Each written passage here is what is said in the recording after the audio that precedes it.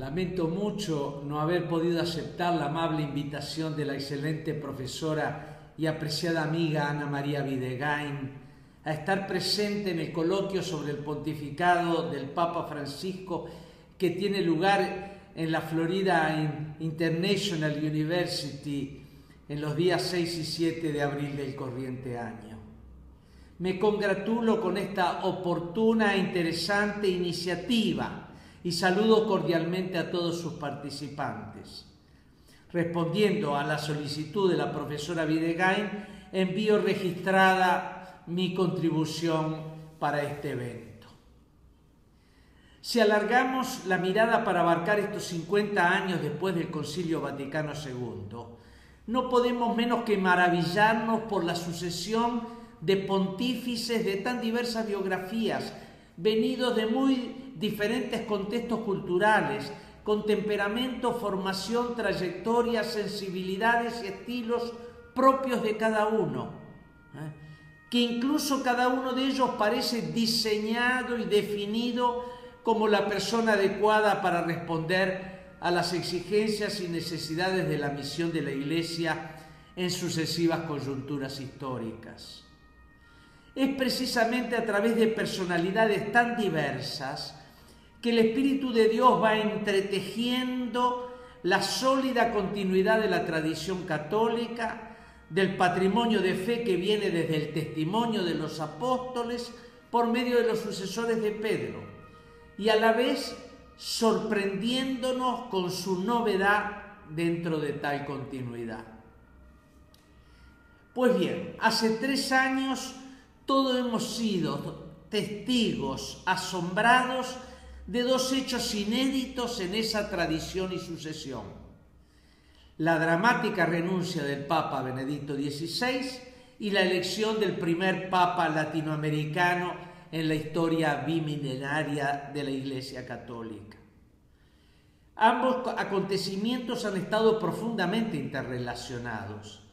El pontificado de Benedicto XVI, que fue para ese hombre santo y sabio una especie de vía crucis, en medio a un clima tenso y dramático en la vida eclesial, bajo asedio y como en declino, que dejaba el paso a la inesperada explosión de alegría y esperanza con el pontificado del Papa Francisco, sorpresa del Espíritu de Dios que sabe cuándo y cómo provocar un resurgimiento cristiano en las almas.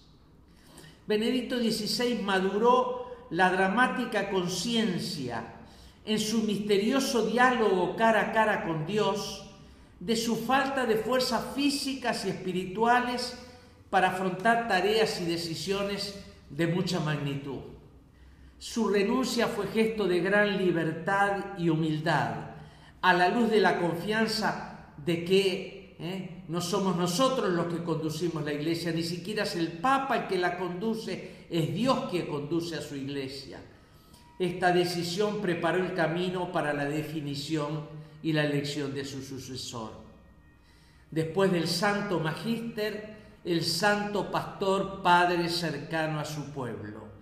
La más excelsa teología ratzingeriana, que es riqueza impresionante de magisterio para el hoy, el mañana y el pasado mañana de la Iglesia, deja paso a la predicación de un evangelio sine glosa, rezado, contemplado y compartido a manos llenas.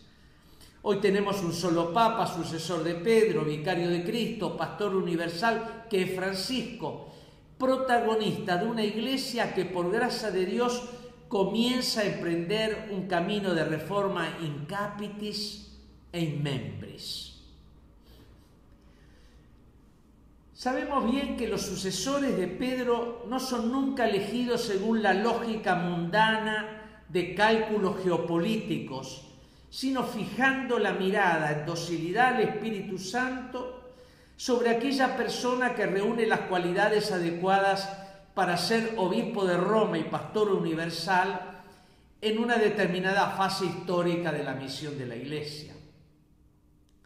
Sin embargo, Ortega y Gasset nos enseña que la persona es el yo y sus circunstancias, y que estas circunstancias no son nunca adjetivas.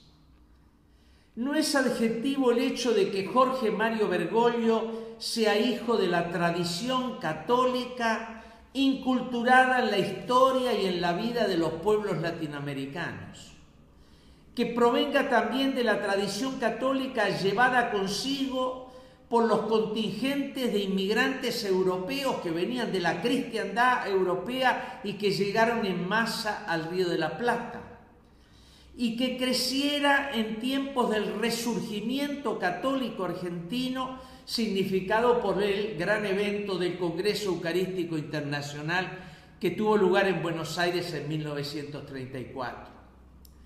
Tampoco es adjetivo que Jorge Mario Bergoglio fuera marcado, como todos los argentinos, por un vasto movimiento nacional y popular de raíces cristianas como el peronismo. Se considera además que desde joven fue templado por los ejercicios espirituales, la disciplina, los largos estudios e incluso la responsabilidad de la conducción provincial de la Compañía de Jesús. Vivió intensamente los tiempos del Concilio Vaticano II.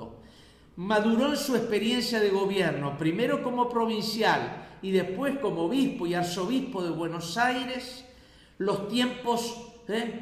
en tiempos turbulentos e incluso violentos de la vida de su país, y no nos podemos olvidar de los miles de desaparecidos en Argentina. No es adjetivo que fuera pastor de una gran metrópolis en la que coexisten el norte y el sur, la idolatría del poder y del dinero, así como las villas miserias, la extrema secularización con una arraigada religiosidad popular. No es adjetivo tampoco que haya jugado un papel protagónico en la quinta Conferencia General del Episcopado Latinoamericano, en Aparecida, signo de madurez de la Iglesia en América Latina. Me hace recordar este gran evento de Aparecida, las categorías que utilizaba un gran pensador brasilero jesuita de Lima Vaz, cuando hablaba de las iglesias reflejos y las iglesias fuentes.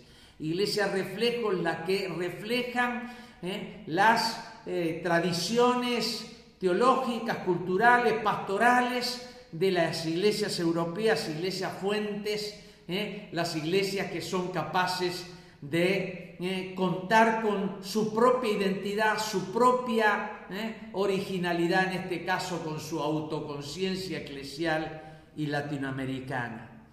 No es adjetivo, en fin, que Jorge Mario Bergoglio provenga de una América Latina que ya no es meramente una región atrasada y dependiente, sino también una región emergente en el concierto internacional. Todas estas circunstancias son importantes porque marcan la trayectoria por la cual la providencia de Dios preparaba a Jorge Mario Bergoglio para la sede de Pedro.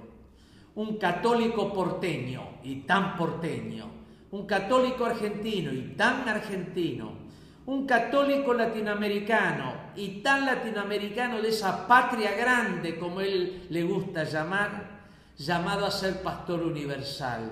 Solo se alcanza la universalidad a partir de la propia particularidad.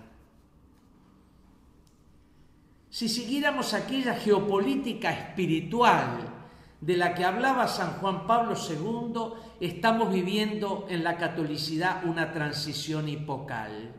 Y no es el gusto por las palabras grandilocuentes, sino la mera observación de la realidad. La elección del Papa Francisco es, en cierto modo, un signo más de un declino histórico europeo, no solo económico y político, sino sobre todo cultural y religioso. Europa tuvo aún un papel protagónico en la preparación y realización del Concilio Vaticano II. Sin embargo, en las últimas décadas ha sufrido el misterio de una inaudita descristianización, sumiéndola en grave desconcierto y desorientación. En muchas partes de Europa se puede hablar de un tiempo post-cristiano. El Papa Ratzinger fue extraordinaria personalidad capaz de recapitular y expresar la gran tradición clásica y humanista de Europa e inseparablemente su gran tradición católica. Fue como uno de los últimos, de los mejores europeos de nuestro tiempo. Pero ahora los vientos del Espíritu Santo llevaban a saltar el océano, a apuntar al occidente sureño y traer un sucesor de Pedro del nuevo mundo americano. No en vano en América Latina viven ya más del 40% de los católicos de todo el mundo, a los que cabe agregar los 60 millones de hispanos en los Estados Unidos. Estos hispanos que dentro de menos de 10 años serán la mitad de los católicos de ese gran país y hasta 2050 casi la tercera parte de la población de los Estados Unidos. Si sumamos los católicos de todo el continente americano, superan el 60% de la población católica mundial. Brasil, México, Filipinas y Estados Unidos son los países de mayor número de católicos, seguidos por Italia y Francia. Pero Italia y Francia, que dentro de 15 años serán superados por Colombia, República Democrática del Congo y Nigeria. Las otroras consideradas periferias hacen irrupción en la catolicidad. Hoy día América Latina es región emergente en medio de sus contradicciones, portadora de tradición católica todavía vigente en sus pueblos, no obstante muchas carencias y problemas, singular mediación entre las áreas hiperdesarrolladas y los pueblos y las naciones de periferias que ya no son marginales, sino que están cambiando la geopolítica y la economía mundiales. Se nos hacen tan presentes las palabras que el mismo Papa Benedicto XVI pronunció en el avión que lo llevaba a San Pablo y Aparecida. Decía así: estoy convencido que aquí en América Latina se decide, al menos en parte y en una parte fundamental, el futuro de la Iglesia Católica. Esto para mí ha sido siempre evidente. Es fundamental, pues, conocer a fondo lo que significa este hecho inédito y lo que propone el pontificato del Papa Francisco. Cierto es que desde el primer momento su presencia se ha vuelto familiar, casi como uno de casa para millones y millones de personas en todo el mundo. Las grandes redes mediáticas se refieren a él cotidianamente. Hay un sinfín de publicaciones sobre el Papa Francisco. Hay algo mucho más profundo que se está dando como despertar, atracción y presentimiento ante su pontificado. El Papa Francisco es como un padre imprevisto e imprevisible, porque siempre en búsqueda, guiado por Dios, por su temperamento y por su experiencia pastoral, de nuevos caminos para llegar al corazón de todos los hombres que encuentra que le sidan confiados. Y vaya si llega al corazón de los hombres. Es como si emergieran anhelos que están rompiendo corazones muchas veces anestesiados dentro de los moldes de sociedades confusas y violentas. Cierto que se trata de un fenómeno complejo, difícilmente encasillable en categorías sociológicas. El actual pontificado parece estar rompiendo muchos muros de prejuicios y resistencias. Atrae una muy difundida empatía. Para muchos suscita una inquietud en el alma cargada de preguntas y expectativas. Para otros se da el retorno a casa después de haberse alejado de ella. Otros se sienten sorprendidos y atraídos cuando creían que ya habían clausurado sus cuentas con la fe y con la Iglesia. Por otra parte, se despiertan cristianos adormecidos, hay un florecimiento de la fe en muchos otros, se da un renacer en tantos de la dignidad y la alegría de reconocerse católicos. Incluso hay mucho más atención de las instancias políticas respecto de la Iglesia, con un Papa que en poco tiempo se ha convertido en el más creíble y admirado líder de la comunidad internacional. Sin embargo, se necesita plantearse preguntas más a fondo. ¿Qué es lo que está diciendo el Espíritu Santo a la Iglesia y a las iglesias por medio del testimonio, del magisterio y del ministerio del Papa Francisco? ¿A qué nos convoca y qué es lo que nos pide el actual pontificado? ¿Qué nos está mostrando Dios? ¿Qué nos está diciendo? ¿Qué nos está pidiendo que cambiemos? ¿Qué camino nos está indicando a cada uno personalmente, a mí y a ti, y a las diversas comunidades en este tiempo histórico? Si no nos planteamos a fondo estas preguntas, es que quedamos en la superficie, atraídos por los fuegos artificiales, pero despistados respecto del horizonte que se abre ante nosotros.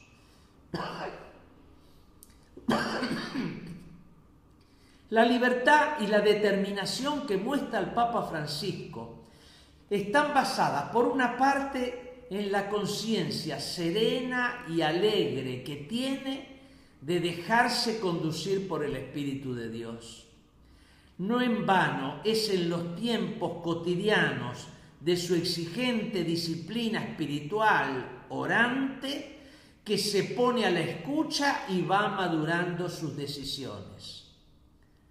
El ministerio, repite siempre, comienza siempre de rodillas. Y por otra, esa libertad, esa determinación, esa espontaneidad se basan también en el afecto que le expresa al santo pueblo de Dios, inspirado por su instinto evangélico, por el sensus fidei, pero que le manifiestan también, más allá de las fronteras eclesiásticas, multitudes atraídas por el testimonio de su humanidad.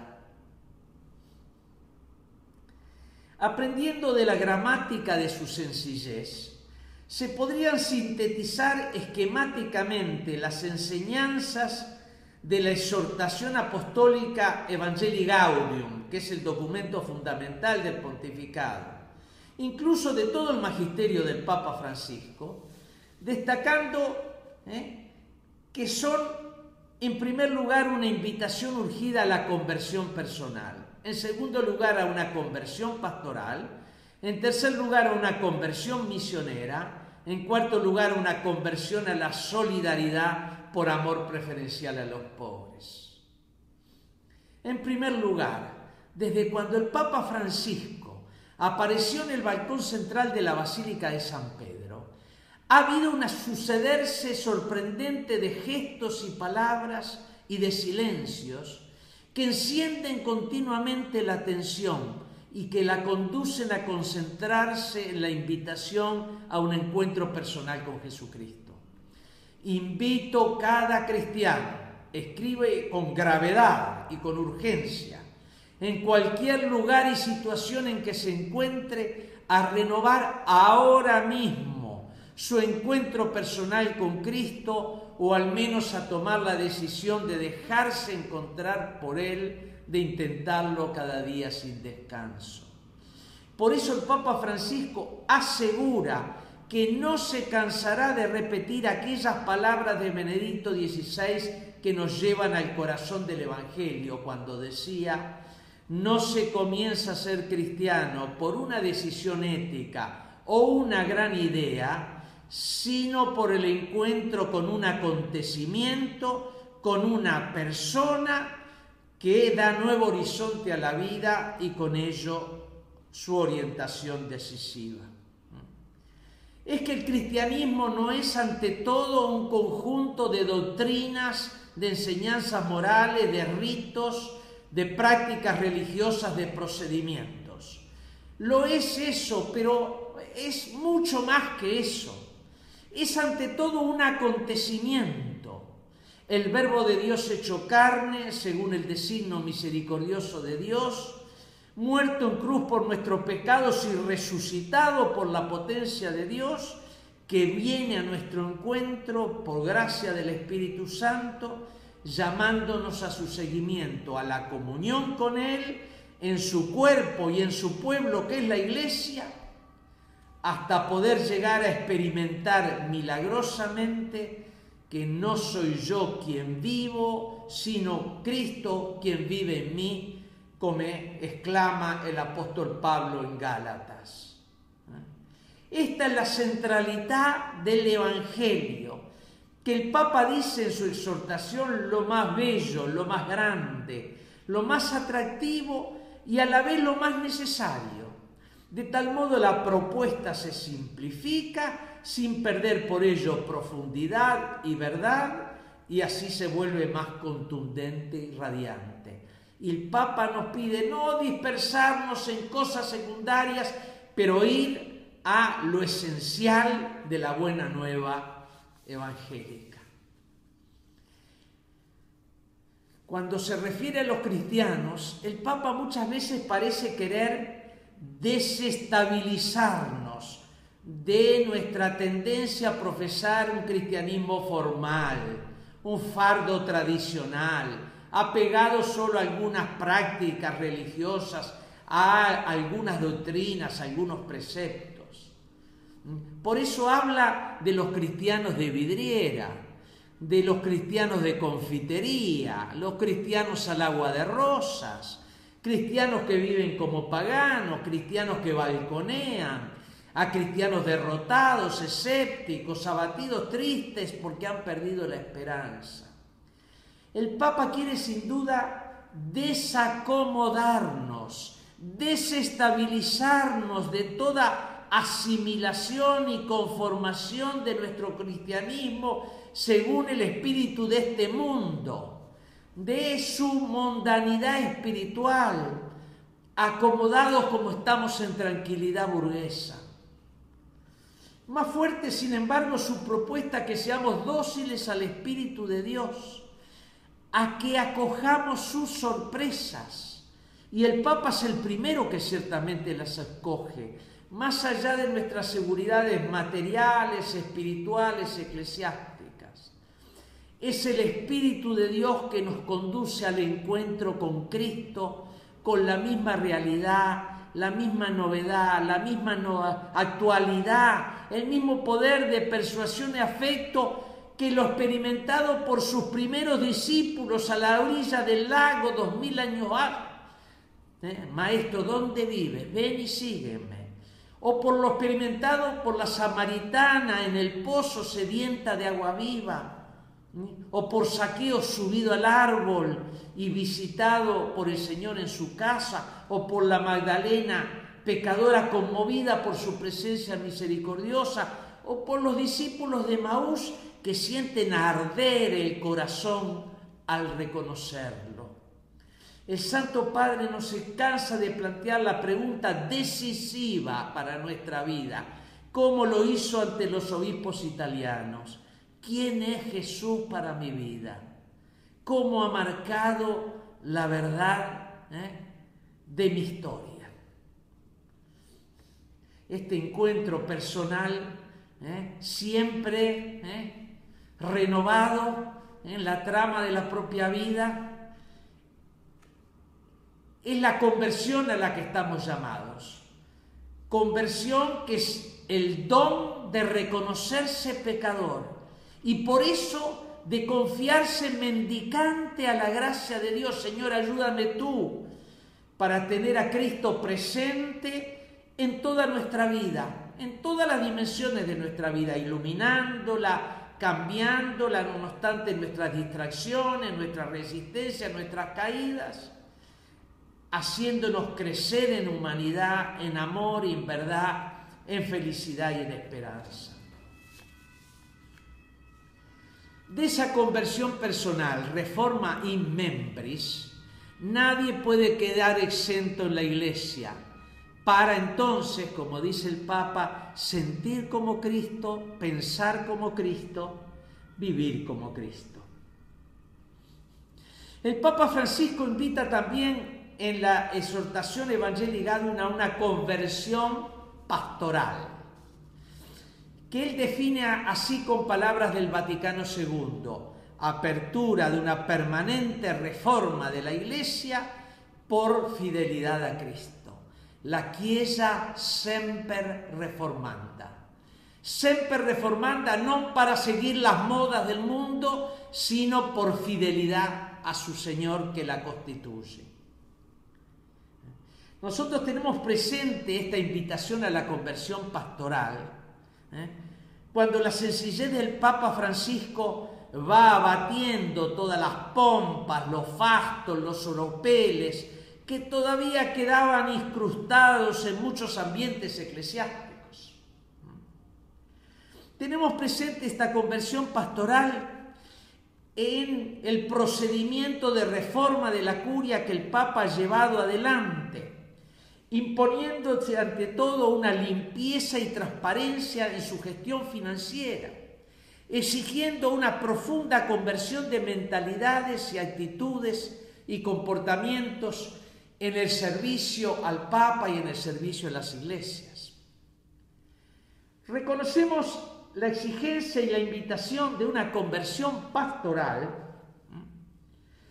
cuando el Papa solicita una revisión profunda de las estructuras y los planes y las obras de la Iglesia, para que no vayan fosilizándose y se vuelvan caducas.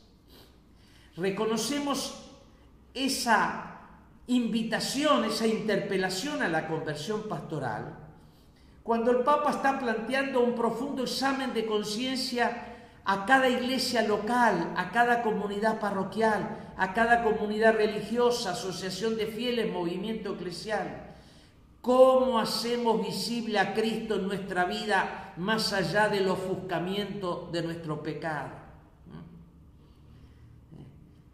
Y esto es fundamental porque la iglesia ha de ser como la luna, decían los padres de la iglesia y lo repite el Papa, que refleja la luz del sol que es Cristo resucitado. Si la misión de la iglesia se realiza por atracción y no por proselitismo, como lo dicen Benedicto y Francisco, es solo la belleza del misterio de Dios presente en Cristo que fascina, que atrae. Es la atracción de una humanidad nueva, de una vida buena, de una vida movida por el amor y la verdad, que la gracia de Dios hace posible lo que puede ser atractivo a los hombres de hoy. La belleza de los santos y de los mártires.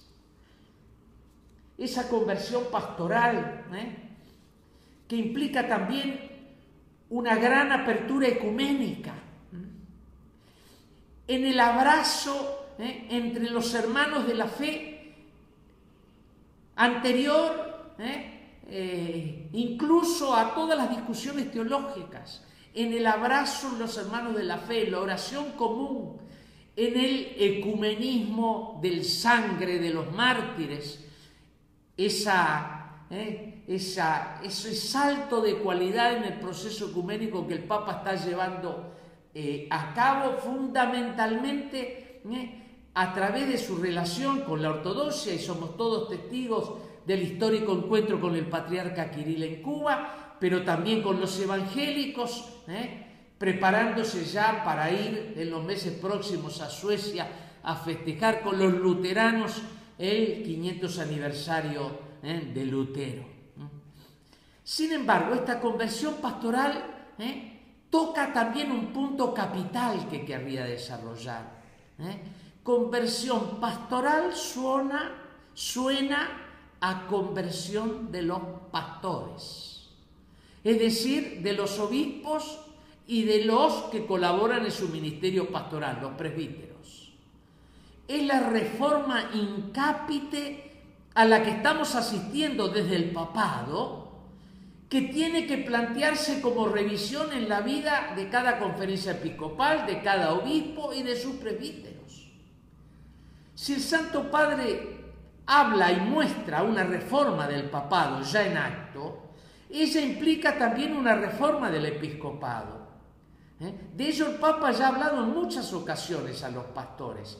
Los fantásticos discursos al episcopado norteamericano y al episcopado mexicano son de una claridad absoluta.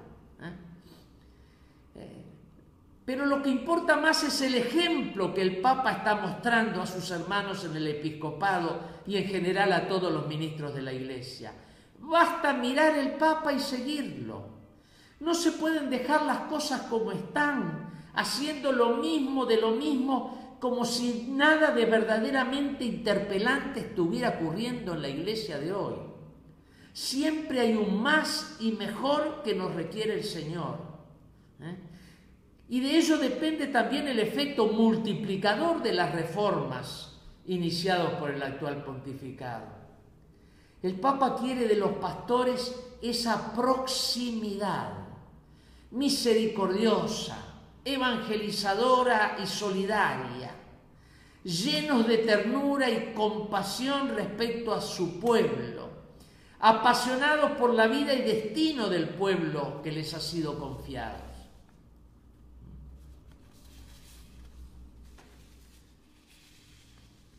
La imagen predilecta de Francisco es la del pastor que camina con su pueblo, delante para abrir caminos, en medio para mantenerlo compacto en su unidad, para vivir con él y detrás para empujar suavemente a los retardados.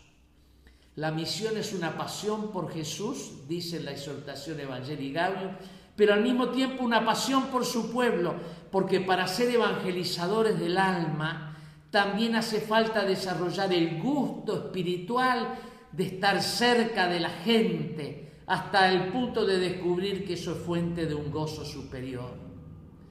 Y hablamos de pueblo, no del sociologismo gris de población y mucho menos de masa. Pueblo es memoria de sí, es sentido de pertenencia, es tradición compartida, es conciencia de las necesidades comunes, es ideal de vida nueva, es un destino y una esperanza comunes. Son los rostros concretos de personas, de familias, de comunidades, son los rostros de los pobres. Para el Papa es unir de corazón a corazón, en un intercambio de humanidad lleno de compasión y de ternura. No en vano Jorge Mario Bergoglio se definía en Buenos Aires como un sacerdote callejero. Un sacerdote callejero sumamente influenciado por la teología del pueblo que surgió en la Argentina en los años 70. Respuesta al ideologismo de derechas y de izquierdas, al elitarismo de tipo iluminista, al gnosticismo que reduce la fe a doctrina y sentimiento. Por eso el Papa aprecia mucho y valoriza la religiosidad popular, la espiritualidad popular brotadas de la inculturación de la fe cristiana en la cultura, sobre todo de los pobres y sencillos. Una conversión misionera nos pide el Papa. La conversión pastoral implica el paso de una iglesia conservadora a una iglesia misionera. Fíjense que esto lo decía el Papa Benedicto y lo retoma el Papa Bergoglio. En efecto, el Papa sueña, como dice en la exhortación Evangelii Gaudium, con una opción misionera capaz de transformarlo todo, para que las costumbres, los estilos, los horarios, el lenguaje y toda estructura eclesial se convierta en un cauce adecuado para la evangelización del mundo actual. El Papa Francisco desea ardientemente que la salida misionera sea el paradigma de toda obra de iglesia. Cierto, la nueva etapa evangelizadora en la vida de la Iglesia se inaugura con el grande acontecimiento del Concilio Vaticano II. Se retoma después sintéticamente con la exhortación apostólica Evangelii Nunciandi, de su santidad Pablo VI, documento que Papa Francisco admira sobremanera, se relanza después con la convocatoria de una nueva evangelización por parte de San Juan Pablo II y Benedicto XVI. Sin embargo, en el actual pontificado se advierte como un muy renovado, urgido, determinado dinamismo de salida de la Iglesia, zafada de todo ensimismamiento, de toda soberbia eclesiástica, de todo repliegue temeroso, de todo refugio autocomplaciente. Salir, salir, salir es el verbo más frecuente como invitación del Papa Francisco. Salir e ir al encuentro con la certeza de que en el Evangelio de Cristo se encuentra la respuesta sobreabundante y satisfactoria a las exigencias y necesidades constitutivas de la persona humana, a sus anhelos de amor, a sus anhelos de verdad y de sentido, a sus anhelos de justicia y de felicidad. Abundamos actualmente en las referencias a la nueva evangelización y al Papa quizás no le guste demasiado nuestras retóricas eclesiásticas, porque no es nueva por nuestros programas, obras e iniciativas. Es Cristo la fuente inagotable y constante de toda novedad. Él siempre puede con su novedad renovar nuestra vida y nuestra comunidad. Y nos escribe lo siguiente: también puede romper los esquemas aburridos en los cuales pretendemos encerrarlo. Y cada vez que intentamos volver a la fuente y recuperar la frescura original del Evangelio, escribe, brotan nuevos caminos, métodos más creativos, otras formas de expresión, signos más elocuentes, palabras cargadas de renovado significado para el mundo actual. El pontificado del Papa Francisco despliega un corazón misionero, especialmente hacia los alejados de Dios y de la Iglesia. Se trata, él dice, de salir a buscar las 99 ovejas que se han perdido y no quedarse con la sola oveja que está en el recinto. Las proporciones de la parábola se han invertido enormemente. No hay que quedarse encerrados esperando dentro de los recintos diocesanos, parroquiales, dentro del palacio episcopal. La Iglesia, se lee en la intervención del cardenal Bergoglio en las congregaciones generales inmediatamente previas al cónclave, está llamada a salir de sí misma e ir a las periferias, no solo geográficas, sino también a las periferias existenciales, la del misterio del pecado, del dolor, de la injusticia, de la ignorancia, donde existe la indiferencia religiosa, la de las periferias de todas las miserias. Centrados pues en Cristo, pero descentrados para la misión. Se trata de ir al encuentro de los otros sin excluir a nadie, porque el amor de Dios no excluye a nadie, como nos repite, sin poner precondiciones morales a ese encuentro, sin temores, pero por cierto sin negociar la propia pertenencia eclesial ni la misión de anunciar el Evangelio de Cristo. Esta conversión misionera que es obra de una santa paciencia, pues es consciente que no somos nosotros los protagonistas, es el Espíritu de Dios que siempre nos primerea, es Él que nos precede en los corazones de las personas y en la cultura de los pueblos. El Papa Francisco indica el camino de la misión, que es salir a mar abierto, ir persona a persona, casa por casa, barrio por barrio,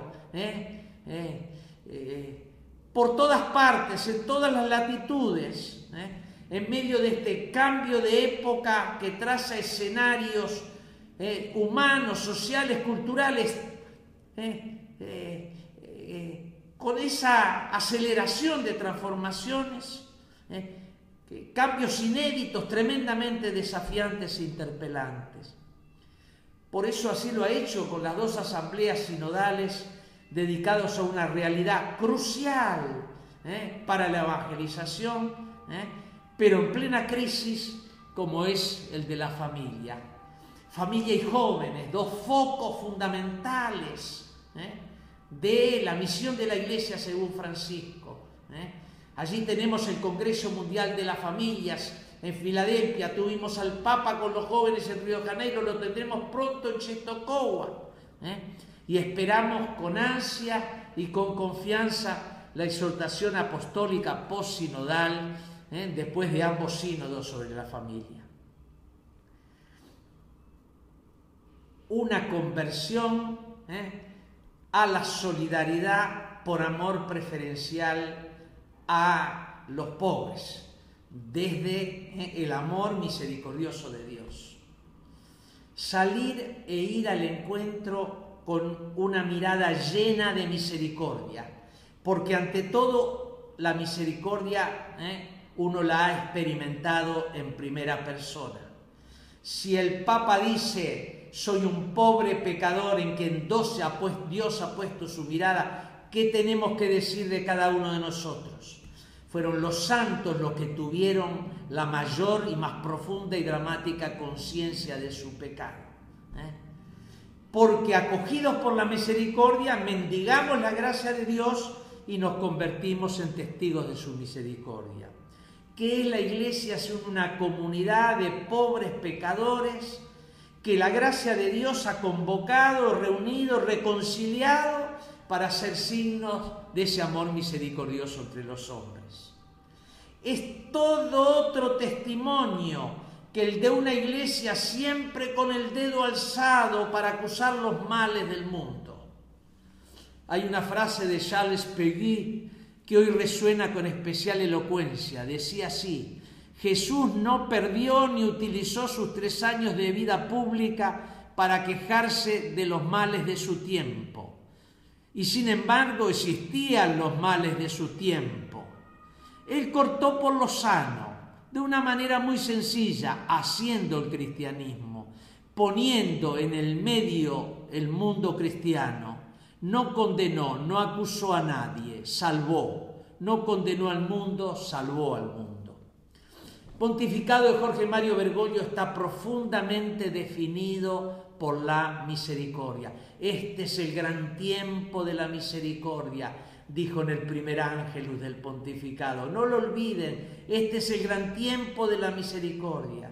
Ser misericordioso es el atributo más inaudito. Incluso Bergoglio en algún momento decía, entre comillas, injusto de Dios. Estamos viviendo precisamente este tiempo de gracia del jubileo de la misericordia, lo que atrae y lo que encanta, lo que libera de las cadenas y lo que nos levanta después de nuestras caídas.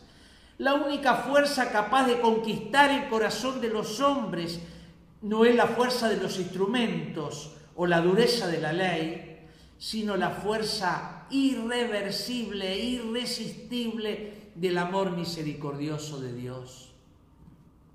La misma etimología de la palabra misericordia, cor miseri, desentraña un corazón que abraza a los pobres y a los necesitados.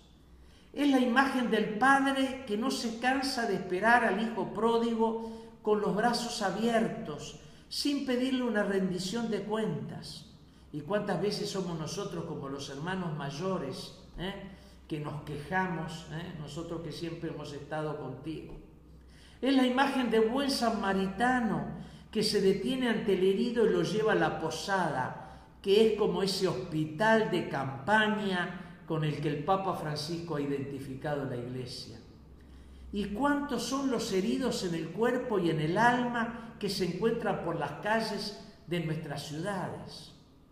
Las víctimas de la violencia de todo tipo, los tendales humanos provocados por el consumo de la droga y la violencia del narconegocio, los afectados por la destrucción de los vínculos matrimoniales y familiares, los niños y los ancianos abandonados, los desocupados, o los que sufren de la precariedad laboral convertida muchas veces entre los jóvenes en precariedad de la existencia, las personas sometidas a la esclavitud de la trata de seres humanos, aquellas convertidas en objeto por el consumo sexual o por la codicia del dinero, las peripecias dramáticas de emigrantes y refugiados, los que viven en cárceles muchas veces inhumanas, la infancia vulnerable incluso desde el seno materno, y todos aquellos que han perdido la esperanza y viven en la orfandad por desconocimiento de la paternidad divina. Nosotros convivimos con todos ellos arrastrando nuestras propias heridas. Hay que inyectar misericordia para suscitar la atracción del misterio de Dios en la convivencia humana y humanizar este mundo en que estamos viviendo. La Iglesia de América Latina ha dado una gran contribución a toda la catolicidad, retomando y propagando desde sí el amor preferencial a los pobres de neto cuño evangélico eclesial. Opción preferencial por los pobres, enseña el Padre Francisco, propia de discípulos y testigos de un Dios que rico se hace pobre hasta lo inverosímil y se identifica especialmente con los pobres, enfermos y excluidos, que son, como decían los padres de la Iglesia, segunda Eucaristía del Señor. Por nuestra relación con ellos, es decir, con Cristo, seremos juzgados, y cuánto recuerda el Papa el texto de Mateo 24. Tener los mismos sentimientos de Jesús significa escuchar el clamor de los pobres, compartir sus sufrimientos, identificarse con ellos, salir al encuentro de sus necesidades, ser solidarios con ellos, a luchar por todo lo que los dignifique y libere. ¿Saben? Visitando Asís, el Papa decía que hay que tener bien claras las cosas como San Francisco.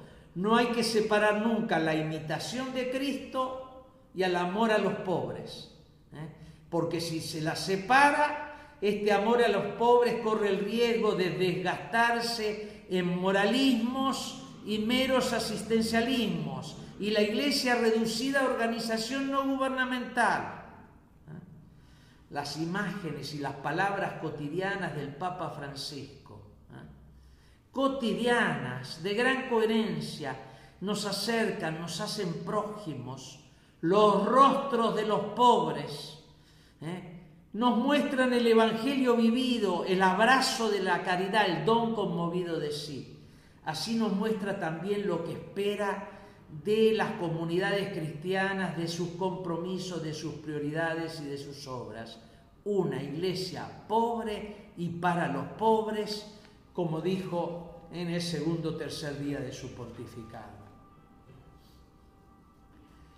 El abrazo de la caridad y el compromiso de la solidaridad, y estoy terminando, se viven hoy en el contexto de esta sociedad global. Hay una dimensión social y política del Evangelio que el Papa Francisco hace muy presente en la misión de la Iglesia, recapitulando el patrimonio de sus enseñanzas sociales, abriéndola a nuevos problemas y colocándola dentro del horizonte civilizatorio en el cual vivimos.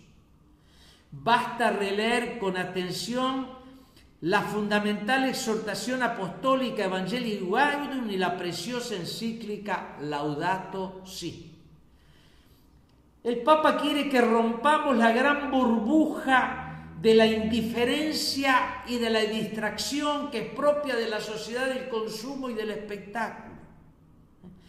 Nos acerca y nos pone ante nuestra mirada la violencia y el terrorismo en Medio Oriente, que se descarga en modo especial contra las comunidades cristianas, pero también contra comunidades musulmanas y de otras etnias. Nos pone ante nuestros ojos, recuérdense la visita a Lampedusa, la tragedia de los inmigrantes, el drama del desempleo, la disgregación de las familias y la colonización ideológica emprendida contra el matrimonio y esa célula natural y fundamental del tejido humano y social, entre hombre y mujer, abierta a la generación. Nos pone delante de nosotros las inicuas desigualdades entre unos pocos que detienen sumas increíbles de la riqueza mundial y pueblos y naciones enteras condenados a la miseria y al hambre. Tiene clamor profético la voz de Francisco cuando nos advierte sobre los regueros de esclavitud que generan la idolatría del dinero y del poder, una economía sin rostro movida por el lucro a todo costo, la forma de corrupción de esa alta expresión de la caridad que es la política.